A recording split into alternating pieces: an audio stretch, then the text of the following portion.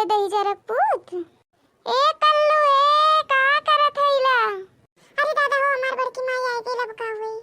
अरे ई कौने लड़की से मिले आए हो कल्लू। कुछ नहीं बड़की माई से स्कूल में कई लड़की हो हमारे आ रहे नहीं से मिले। कहो कल्लू तू ये कुल कराला है बड़की मम्मी के उसका होना ना। अरे दही जरक पुतऊ घरा चला तो तू का बतावत हई भैया बाबू लोग देखो चुप्पे चुप्पे किस लड़की से मिले आइल बा कलुआ। घर के मनई जनते ना इनके का करे गए बा खात रहा ले जाते स्कूल एक बहाना कह के ये पार्क में आइल बा घूमे लड़की के लिए आई के।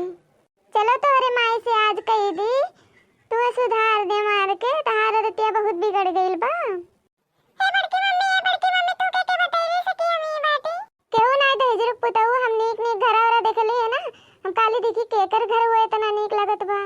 हे कलुआ है फुलवा देख कितना नीक लगत बा। है गाड़ी और कलुआ यो कितना नीक लागत बा। अरे ई तो बहुत बड़ा पार्क हुए